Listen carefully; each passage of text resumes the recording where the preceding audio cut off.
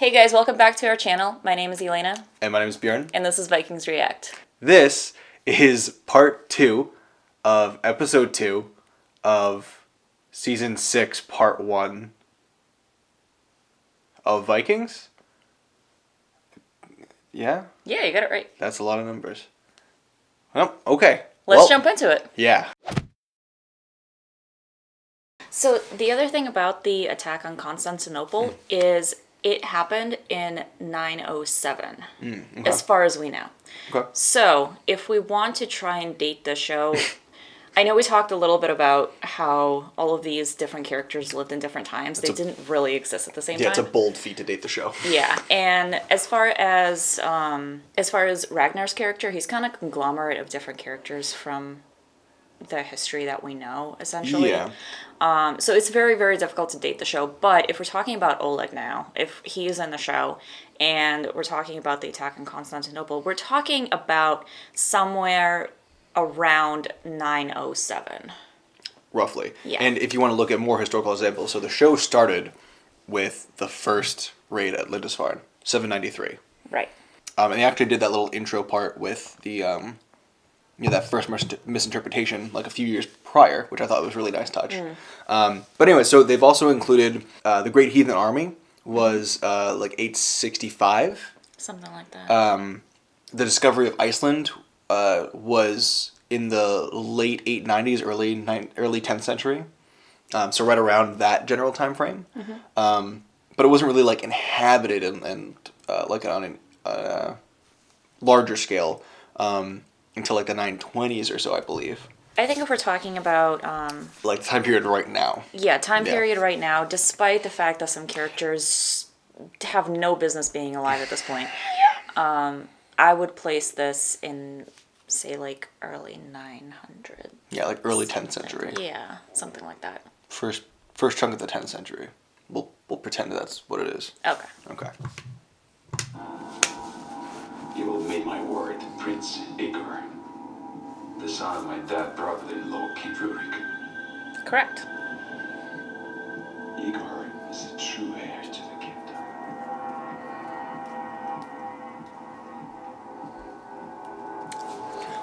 Just like him. So that is actually true. Yeah, all of that was correct. They actually read a history book for once. That's.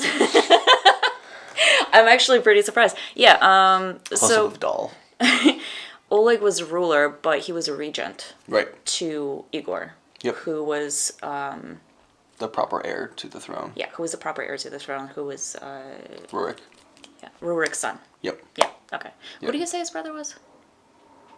He said something about his brother. There's an easy way to find that out. Oh yeah. So he's saying his brother is Rurik. His brother is. He said the son of my brother, but dead Lord Rurik. Okay. So he's saying that he's his brother. I don't know if that was a truth or not. I'm not 100% sure. I don't know if there must have been some family relation for him to be basically given the something rule. like that. It usually like went to like a brother to be regent and like weird things. It's like you see that with like the English monarchs at the very least.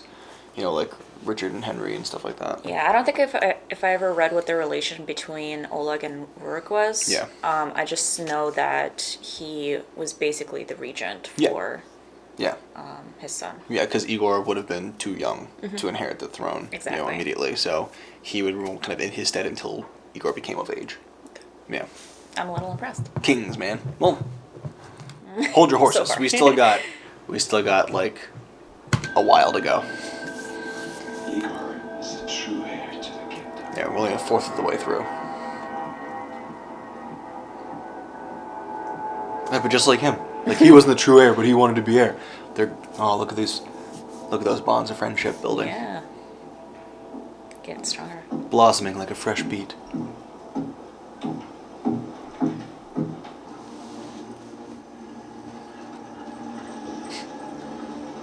The whole thing has like a Chinese feel to it. I don't know how to feel about it.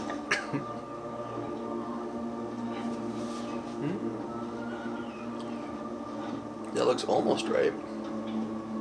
None of the costuming though. They have like Spartan shields. like small Spartan shields. Yeah.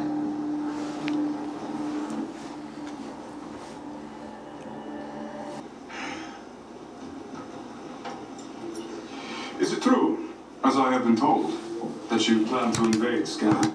Okay. I know we railed a lot on the costuming last time around, but what are those gloves that he's wearing? No, I'm focused on the magic trick right now. Yeah, they're terrible. I can't even focus on the magic It's like trick. modern buckles, like all the way done up. It's like what I used to buy at Hot Topic. Yeah. Hot Topic. Yeah. Yeah, it looks like he should be in Ghost Rider instead. It just, there's no historical basis for those, and I think he was wearing them last episode. We just didn't get a very good look at Yeah, we them. didn't get, but like, a just, close-up 'cause it just was all, the like- buckles all the way down, like Unnecessary buckles. Like it's just thrown on It there. makes no sense. They don't even look like Viking buckles. It looks like Home Depot hardware D-clips. Yeah, somebody went to Michael's Yeah. to make those. Good job, guys. I do want to note though, the thing that that Oleg is wearing, it's a little bit more reminiscent of like a Birka style kaftan, or I did notice that, yeah, and also the patterning is a little bit closer to what it's. a little bit. It's reminiscent of something that they would have gotten from like the Middle East.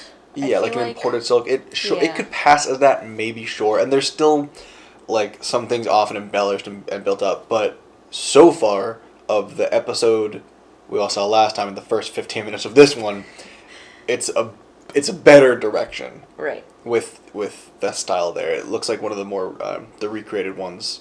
I want to say there was one found in Birka.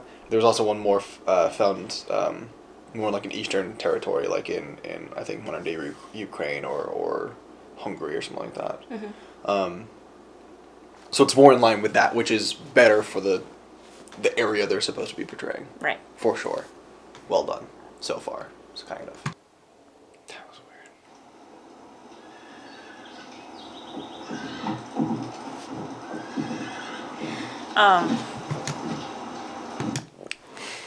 Really quickly, just want to talk about the size of those shields because they keep showing up every once in a while. They're too small. Yeah. So generally, For the time period, yeah. yeah, for the time period. So generally, the size of a round shield in the Viking Age would have been from your chin down to your knees. That's about how it was. Yeah, roughly. Sized. Yeah. Roughly. The way the shields were built, just based on that, is like they were much larger, around like I think 80 to 90 centimeters, which is like roughly 32 to 34 inches large or wide, which is it's fairly large. It's a fairly good sized shield. It's going to cover the majority of the body, and it's going to be needed because if you're ever going to be forming shield walls and things like that, it's way more area covered. You need less people to create an effective line, an effective wall.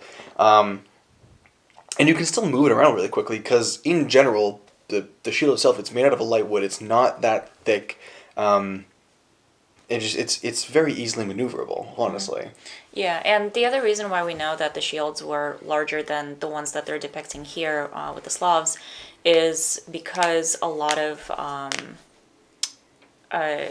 injuries that we know from True. the Viking Age happened below the knee, essentially, and Yeah, like the above most the shoulders, Yeah, because the rest of the area was covered. These ones here specifically, they look a little bit like concave and bowed. There was a design that was like that. It's not Viking. I think it's more Hungarian. Okay. Kind of more like Magyar style shield. I don't think the Rus had that. I don't They think that's might what have. they're trying to portray. I mean, that's something you could argue potentially because the Magyars and stuff were more Eastern, so they were in contact with the Slavs potentially with the Rus Vikings. There's also the variations between the Rus Vikings and the Scandinavian Western Vikings and things like that. So that's fair play a little bit here and there. I'm more annoyed about just the size of it. They're so small and they're so thick. I don't like it. It just doesn't make It sense. doesn't. It doesn't make sense at all. Yeah.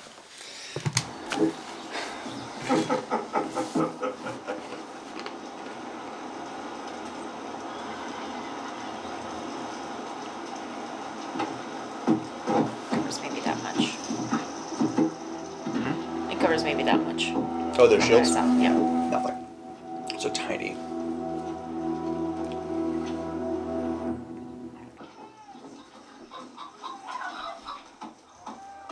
All right. I don't know, man. Hey, look, that truce.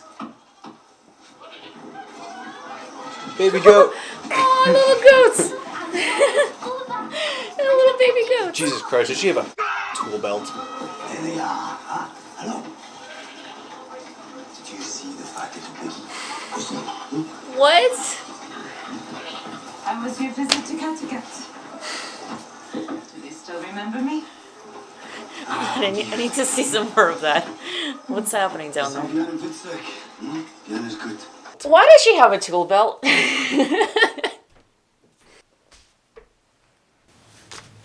Vikings did not have tool belts. They did not have tool belts. I'm not pushing play. You're gonna have to push play. Okay.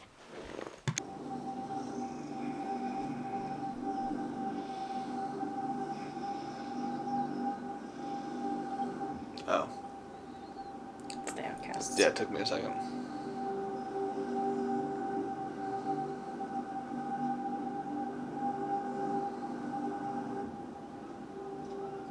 So one thing, I know we kind of mentioned it in the last episode, but I don't think it made the cut for the video.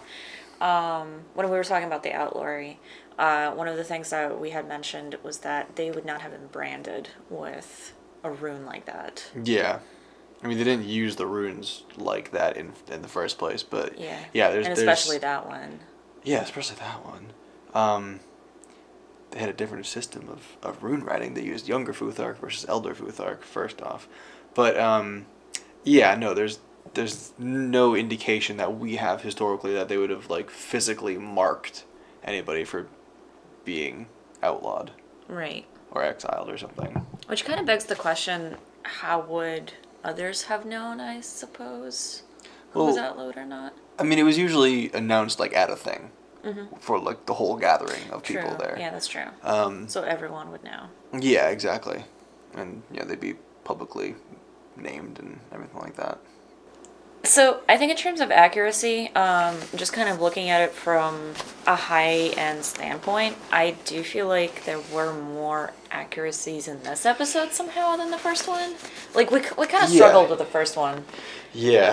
Making sense and just being accurate. Yeah, seemed pretty heavy-handed in terms of, like, plot and just kind of, like, forcing the story to kind of begin and stuff like that. Yeah. There were a few inaccuracies in the first episode, but, yeah, this one they did pretty well. They had a little Gleema bout there, which was nice. Mm-hmm. And they had a fair amount of just oral history back and forth with Oleg.